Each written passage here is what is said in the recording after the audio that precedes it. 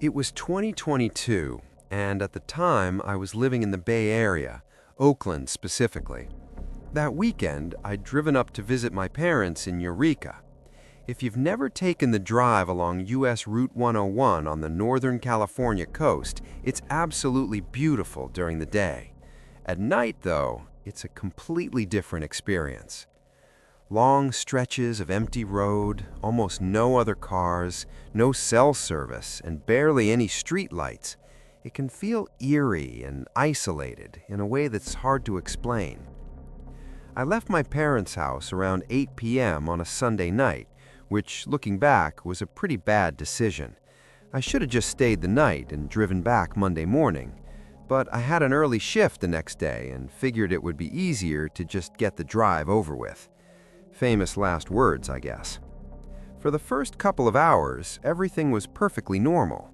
The road had narrowed into a two-lane highway by that point, which is pretty typical for rural sections of US Route 101 once you get north of the Bay Area. Somewhere around Trinidad, the fog started rolling in.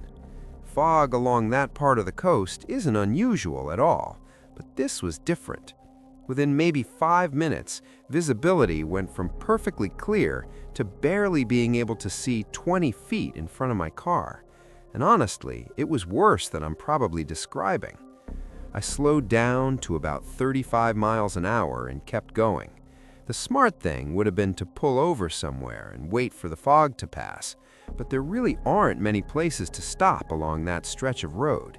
And if I'm being honest, I just wanted to get home. I figured if I drove slowly and stayed careful, I'd be fine. But here's the thing about fog that thick. Anyone who's driven in California probably knows this. It completely messes with your sense of distance and space. You can't see landmarks, you can't judge how far you've traveled, you can't tell what's coming up ahead. Everything starts to feel strangely distorted and disorienting, especially when you're already tired.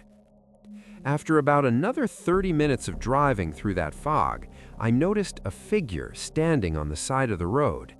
And I say figure because that's honestly what it looked like at first, just a vague shape on the shoulder, maybe 50 feet ahead of me. As I got closer, I could tell it was a person, a guy based on his height and build. He was just standing there facing the road. He wasn't walking, he wasn't waving me down like he needed help. He didn't even appear to be on his phone. He was literally just standing there. I slowed down even more as I passed him because I was worried he might suddenly step into the road and I'd accidentally hit him. But he didn't move at all. He didn't even turn his head to watch my car go by. That alone felt incredibly unsettling. I managed to get a quick look at his face as I passed. There wasn't anything particularly unusual about his features. Nothing immediately alarming.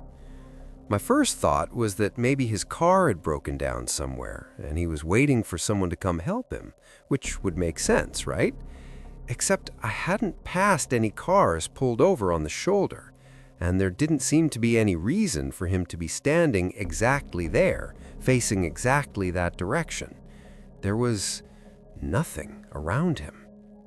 For a moment, I actually considered turning around to check if he needed help, but something about the whole situation gave me a strange feeling in my gut. It didn't feel right, so I kept driving. About 10 minutes later, though, I saw him again. I'm not exaggerating. It looked like the exact same guy, same height, same build, same dark clothes, standing in the same stiff posture on the side of the road. The only difference this time was that he was standing on the left side instead of the right. Everything else was identical. I actually said, "What the hell?" out loud to myself, because there was absolutely no logical way that guy could have gotten ahead of me. I had been the only car on the road the entire time. There were no side roads, no intersections, no shortcuts, nothing that would have allowed him to get in front of me. The only explanation I could come up with was that it was a completely different person who just happened to look exactly like the first guy and was standing in exactly the same strange way. As I drove past him, I tried not to look, but I couldn't help myself. I had to know if it was the same guy. When I looked over, I became almost completely certain that it was. But this time, something different happened. The moment my eyes landed on him, his head snapped toward me, and he locked eyes with me through my driver's side window. I instantly looked away. The way his head turned so suddenly, it honestly freaked me out. I immediately regretted making eye contact. I pressed the gas a little harder, not too much because the fog was still incredibly thick and I didn't want to drive off the road, but enough that I sped up to around 45 miles per hour. I just wanted as much distance as possible between me and whatever the hell was happening behind me. Unfortunately, the fog kept getting worse. At one point, I could barely even see the center line on the road anymore, so I had no choice but to slow back down. My mind was racing at that point. I was having trouble thinking clearly, which I blamed on a mix of exhaustion, the stress of driving through the fog, and what I had just seen. I kept trying to come up with a logical explanation, but nothing made sense. Then, about 3 minutes later, my headlights suddenly illuminated something in the road ahead. Another person. But this time, they were standing directly in the middle of the road. I had no choice but to slam on the brakes. The car came to a complete stop. This person was wearing a hood pulled low over their head, so I couldn't see their face clearly. But deep down, I had this awful feeling that it was the same guy again. Just standing there, not moving, not reacting. And suddenly, I felt genuinely scared. We were just sitting there, my car idling in the road, him standing motionless in front of me. Even though I couldn't see his face, I had this overwhelming sensation that he was staring straight at me. I flashed my high beams several times, hoping he'd step out of the way or at least react to the lights, but he didn't move at all. That's when I decided I needed to get out of there. I shifted the car into reverse, and when I glanced up at my rearview mirror, my heart nearly stopped. There was someone behind my car, a person slowly walking toward me through the fog. I yelled, "Holy shit!" out loud and immediately slammed the car back into drive. I was boxed in, but at that moment, I didn't care about anything except getting away. I jerked a wheel to the right and accelerated, briefly crossing into the opposite lane to get around the person blocking the road ahead.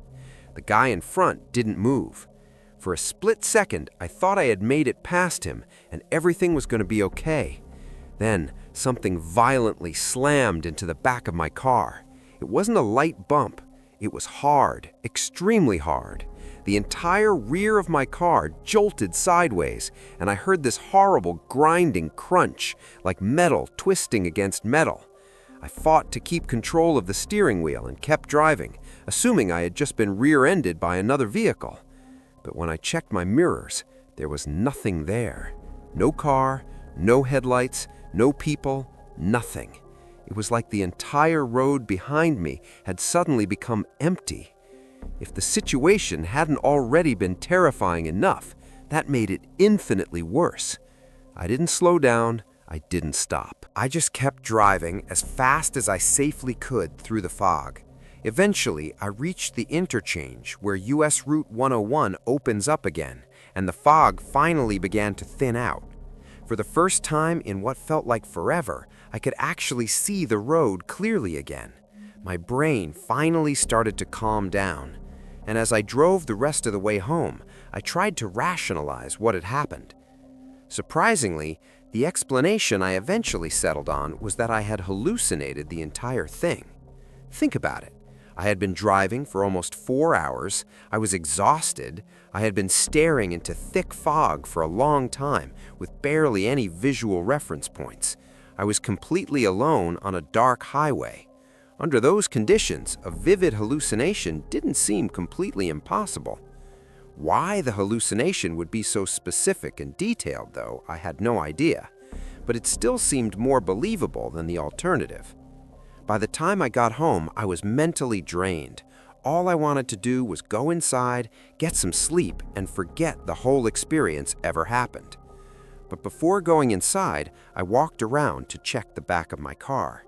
And that's when I saw it. The rear bumper was destroyed. There was a massive dent stretching across almost the entire width of it, which meant something had actually hit me, and hit me far harder than I had originally realized. I just stood there staring at the damage for a good 5 minutes. What made it even stranger was that there wasn't any paint transfer at all. If another car had rear-ended me, there definitely would have been paint marks or scratches from the other vehicle. But there was nothing. No color, no fragments, no obvious explanation. If it wasn't another car that hit me, I had no idea what could have caused that much damage. I eventually called the police to report what had happened, not because I expected them to solve anything, but mostly just to document the incident in case something strange had actually occurred out there. I've thought about that night many times over the last 4 years. I've replayed every possible explanation in my head. The conclusion I've mostly accepted is that I hallucinated the figures, and in my panic, while trying to escape, I probably slammed into a guardrail post or a mile marker. But there's one detail that still bothers me. I can accept hallucinating the figures. What I struggle to accept is hallucinating one part of the event, while the other part, the crash, was clearly real, because the damage to my car proved that something definitely hit me. And that lingering detail has always made me wonder if there was something far more disturbing happening on that road that night. This happened during this past spring break, so we're talking only a few weeks ago. I'm still in college, currently in my senior year. Like I usually do during breaks, I went back to my hometown for the week. The problem with going home, though, is that there's genuinely nothing to do there. I grew up in one of those suburban towns that's technically close to a big city, but doesn't actually have any of the advantages of living in one. There are no bars, no nightlife, and honestly nothing interesting within walking distance. When I'm at school, there's always something happening. Friends around, events going on, places to go. But when I'm back home, the town feels like a complete ghost town. Another issue is that none of my hometown friends have the same spring break schedule as me. I still keep in touch with maybe 4 or 5 people from high school, but every single one of them was either still in classes or had already taken their spring break earlier in March. So basically, I was staring down a full week of doing absolutely nothing, which I wasn't very excited about. I should probably also mention that I've been trying to cut back on a few things lately, nicotine and alcohol mainly. I figured a week at home with nothing to do was either going to make those habits worse or give me a chance to reset a little. So I decided I'd try to stay disciplined and productive instead. My plan was to work out every single day. I'd lift weights in the morning and go for a run in the afternoon, just something to keep myself busy and stop myself from getting stuck in my own head. That's how I ended up going for a run on a random Tuesday afternoon. I remembered this running loop I used to do back when I was on the cross-country team in high school. It's exactly 3 miles from start to finish, beginning and ending right at my house.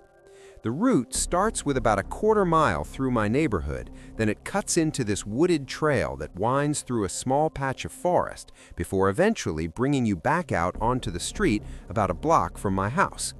I must have run that loop 1,000 times between freshman and senior year. The woods are honestly the best part of the route. Running on pavement absolutely destroys your knees over time, but the dirt trail through the forest is soft and forgiving. It's also incredibly quiet back there, which is something I've always appreciated during my runs. So around 5 o'clock that afternoon, I headed out. The sun wasn't scheduled to set for another couple of hours, so I wasn't worried about visibility or anything like that. What I did notice, though, and I noticed it the second I stepped outside, was the fog. I don't really know how to describe it other than saying it was unbelievably thick. I've lived in that town my entire life, and I honestly don't remember ever seeing fog like that before. It almost looked artificial, like the kind of fog you'd see in a video game environment. You know those relaxing lo-fi videos on YouTube with the anime girl studying and everything is softly hazy in the background? It looked like that. Anything past maybe 30 or 40 feet just dissolved into a gray blur.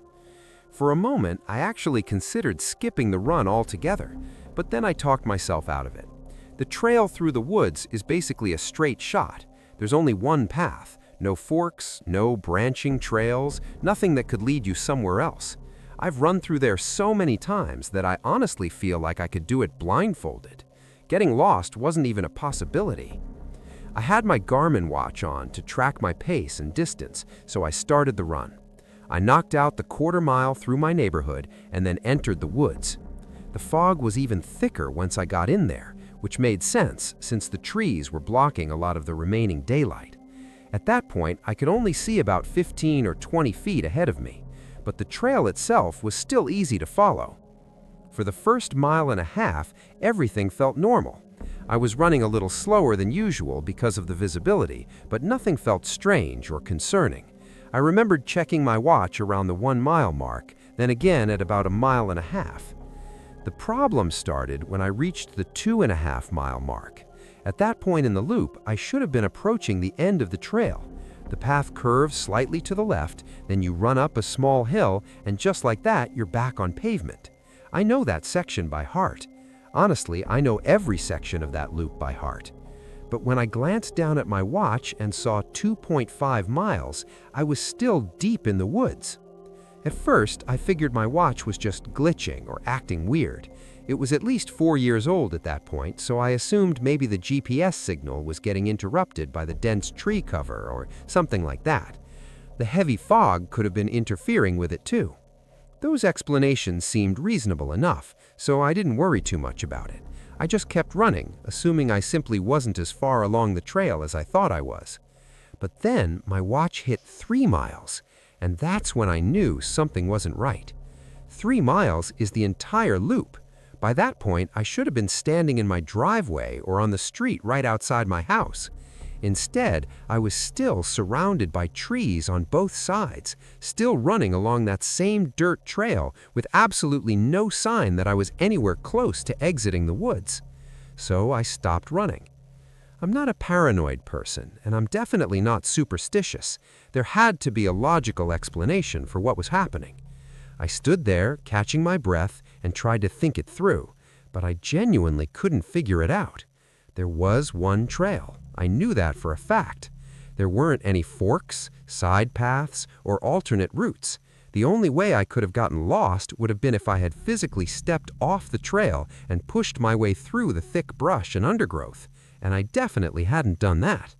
I looked down at my watch again, 3.1 miles. What made things even stranger was that the number kept increasing even though I was standing completely still. That told me right away that the GPS was definitely malfunctioning. That was the only part of the situation that made any kind of sense.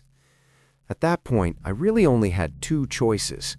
I could keep running forward and hope I eventually found the exit, or I could turn around and retrace my steps. Turning around seemed like the smarter option. If I just ran back the way I came, I'd eventually reach the trailhead where I first entered the woods. From there, I knew exactly how to get home. So that's what I did. I turned around and started running back the way I had come. By then, the fog had somehow gotten even worse. I honestly don't know how that was possible, but it had. I had to slow down just to make sure I didn't accidentally run off the trail. After about another mile of running, so roughly 4 miles total at that point, I heard something. Like I mentioned earlier, it's usually completely silent in those woods. I assume that's because the forest is too small to support many animals. So hearing any sound at all immediately caught my attention. But the sound itself was far worse than I could have imagined. It was something I had never heard before. The closest word I can think of to describe it is a moan, but that's not exactly right. It was deeper than a moan, more like a low, vibrating drone. The sound would swell upward, then dip down again, then rise once more, almost like a siren. But it didn't sound mechanical. It sounded human. I can't stress enough how wrong it sounded. It didn't sound like someone calling for help. It didn't sound like someone crying in pain either. It was just this long, wavering noise that didn't seem to serve any purpose at all. My immediate reaction was to run faster, but you have to remember, I had already been running for over 4 miles at that point. My body was getting tired, and there was only so fast I could go. The faster I ran, the more exhausted I became, and the more exhausted I got, the more terrified I felt. The sound didn't stop. No matter how fast I tried to move, whoever or whatever was making that noise seemed to be matching my pace. Several times I glanced over my shoulder. Every single time I saw nothing, just thick fog. I ran like that for what felt like forever, with that sound following me through the woods. It was easily the most terrifying experience of my entire life. Eventually, after what felt like an eternity, I finally burst out of the woods and onto the street. I nearly collapsed. I bent over, gasping for air, and almost threw up from exhaustion. The fog was still unbelievably thick, even outside the forest. After a moment, I turned around and looked back toward the trail. And that's when I saw it. Standing in the middle of the trail, just a short distance beyond the trailhead, was something. I say something because I honestly don't know what else to call it. It was just a shape, a dark mass, almost like a silhouette. It was much taller than me, and I'm 6'1". Whatever it was had to be at least 7 feet tall. It wasn't moving toward me or away from me. It just stood there, watching me. I could feel it. If it weren't for the fact that the shape was gently swaying back and forth, I probably would have convinced myself it was just a tree or something. By then, the droning sound had completely stopped, but I wasn't about to stay there long enough to think about it. I turned around and ran all the way home without looking back. That happened a few weeks ago. I'm back at school now, but I haven't been able to stop thinking about that night. I can't get the image out of my head. The shape in the fog, that towering black mass, and that horrible sound echoing through the woods. I told my parents about what happened, obviously. Both of them are convinced it was probably just a tall person in the woods trying to scare me, or possibly someone trying to attack me. I guess that's technically possible, but I don't believe that explanation. How could someone make a sound like that while running fast enough to keep up with me? That alone seems impossible. And then there's the height. I don't know what was in those woods that night, and honestly, I probably never will. This happened about 6 years ago, sometime in late September. My buddy Edwin and I had been talking about kayaking Willapa Bay for probably 2 years at that point, and we had finally managed to lock in a weekend where both of us were free to actually do it.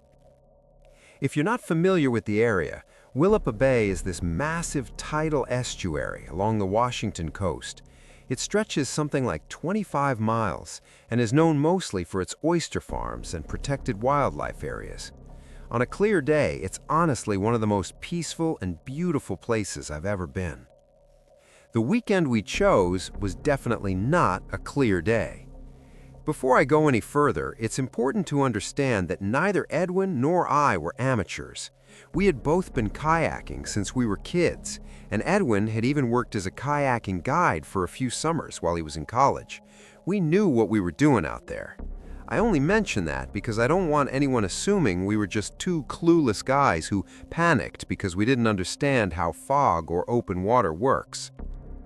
We launched early Saturday morning from a put-in spot near Nakata. The fog was incredibly thick, but we figured it would burn off by mid-morning like it usually does along the coast. We had a GPS, a compass, and all the usual navigation gear. Our plan was simple. We'd paddle out toward Long Island, maybe do a little bird watching, stop for lunch on one of the sandbars, and then head back before the afternoon tide shift. The first hour or so went perfectly fine. The fog muffled everything in that strange way coastal fog tends to do. It felt like we were paddling through cotton. Every sound was softened, and the entire bay felt unusually quiet and still. We couldn't see more than maybe 40 feet in any direction, but we stayed close together and checked our bearing every few minutes. It didn't feel like a big deal at the time. It was probably around 9 in the morning when I first heard something. A splashing sound. At first, I assumed it was Edwin. We were paddling in a loose tandem formation, with him about 15 feet to my left. I figured maybe he had adjusted his stroke or dipped his paddle differently. But when I glanced over, his paddle was resting across the top of his kayak. He looked at me and asked if I had heard that too. I nodded. Both of us stopped paddling and just drifted there for a moment, listening carefully. That's when we realized the sound wasn't coming from a paddle at all. It was the sound of oars. And I'm being specific about that because oars and paddles make very different sounds in the water. We were using paddles. You'd only use oars if you were rowing a completely different type of boat. But that's exactly what it sounded like, someone rowing. And it didn't sound very far away either, maybe about 100 feet off to our right. Edwin said it was probably just someone else out on the water, which seemed like a perfectly reasonable explanation. Other kayakers use the bay sometimes, and every once in a while fishermen come out in small boats to check their crab pots. The fog was thick enough that we couldn't see them, but sound travels strangely over water, especially in fog. Sometimes things sound much closer than they are. Other times they sound farther away. We waited for about a minute, expecting whoever it was to call out or eventually appear through the haze. Standard etiquette on the water, especially when visibility is poor, is to announce yourself so other boaters know where you are. But the rowing continued. Same steady rhythm. So I suggested maybe they didn't realize we were there. Edwin leaned forward slightly and called out, "Hello!" into the fog. There was no response. In fact, whoever was in that other boat didn't seem to acknowledge us at all. The rowing didn't speed up, slow down, or change in any way. It just continued at the exact same pace. Eventually, we started paddling again, figuring we would either run into them or they would eventually pass by us. But here's where things started to feel strange. Over the next 20 minutes, the rowing sound never got any closer, and it never got any farther away either. It stayed exactly the same distance from us the entire time. At first, I was almost impressed. The rhythm was so consistent that I actually found myself thinking about how incredible it was that someone could maintain such a perfectly steady rowing cadence for that long. But the longer it continued, the more uneasy I started to feel. After a while, it stopped being impressive and started becoming deeply unsettling. Edwin and I weren't really talking much anymore, but I could tell he was feeling the same tension I was. At one point, we adjusted our course slightly east, trying to angle ourselves toward the shoreline, and for just a split second, the fog thinned enough for me to see something, a small rowboat sitting in the water. I could make out the silhouette of someone seated at the oars, which confirmed that there was definitely a person inside the boat. Then the fog rolled back in, and they disappeared again. The whole glimpse lasted maybe 3 seconds. I asked Edwin if he had seen it too. He said yes. At that point, I decided I wanted to leave.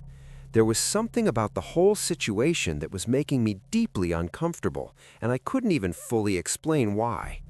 It's not like we had seen anything threatening. It was just a guy rowing a boat. But the fact that he refused to identify himself, never responded to us, and somehow seemed to be moving alongside us, that part felt wrong, really wrong. So I started heading toward the shore, hoping Edwin would follow my lead. He did. The problem was the fog. Even with a GPS, navigating a bay like Willapa Bay in low visibility isn't exactly easy. There are sandbars that constantly shift with the tides. There are shallow channels you can accidentally drift into and get stuck in. It's a place where small navigation mistakes can turn into big problems.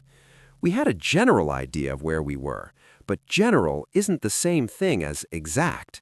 And the last thing we wanted was to accidentally beach ourselves on a mudflat while that other boat was still somewhere out there. So we started paddling southeast, moving as quickly as we reasonably could without completely exhausting ourselves. The rowing sounds followed us the entire time. I kept glancing to my right, hoping the fog might thin again so I could see the boat one more time, but it never did. Then suddenly, without any warning, the fog began to lift. It didn't disappear completely, but it thinned enough that we could suddenly see about 100 yards in every direction. The first thing I did was look to my right, toward where the rowing sound had been coming from.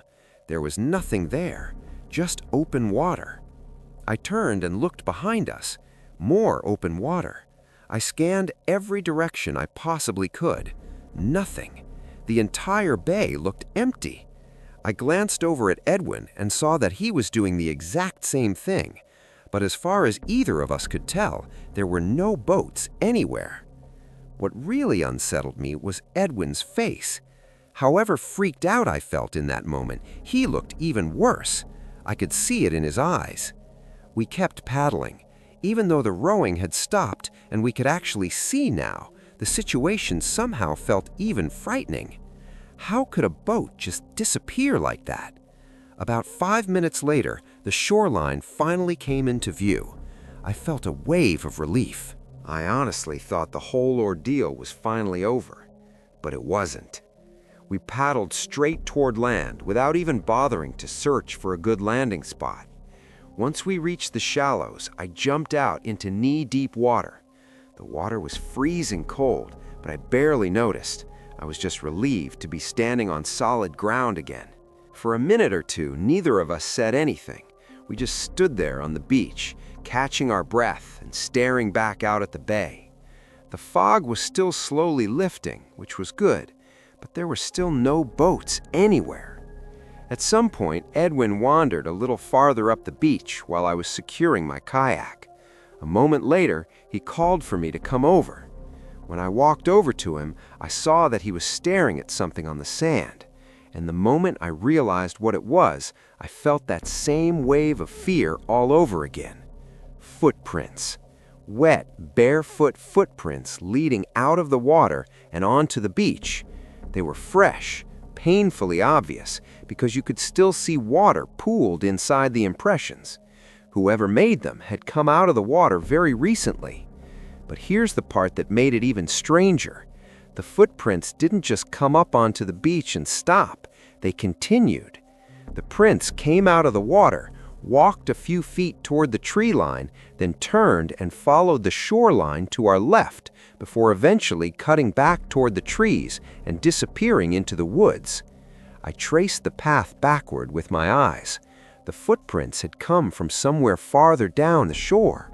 Whoever made them had walked along the edge of the water, arrived at the exact spot where we had just landed, and then gone into the forest. Edwin was already a few steps ahead of me. He said he wanted to leave, but I couldn't stop staring at those footprints. They were leading somewhere, or more accurately, they were coming from somewhere, and I suddenly felt this strong need to know where they started. So I told Edwin I wanted to follow them, not into the trees, the opposite direction, back down the shoreline. I wanted to see where they had originated. He looked at me like I had completely lost my mind, and honestly, maybe I had. But something about this entire situation had been bothering me ever since we first heard those oars in the fog. I wasn't ready to just leave without at least trying to understand what had happened. Edwin didn't want to go, but he also clearly didn't want to stand there alone. After about 30 seconds of arguing back and forth, he reluctantly agreed. So we started following the footprints down the shoreline. The fog still hadn't fully cleared, but visibility was much better than before. We walked for maybe 2 or 3 minutes. Then I saw it. About 50 yards down the beach, pulled halfway onto the sand at an angle, was a small wooden rowboat. The wood was dark, almost black, and the oars were resting inside it. It was the same boat. I was absolutely certain. The shape, the color, the size. It was the exact same boat I had seen through the fog earlier while we were still out on the water.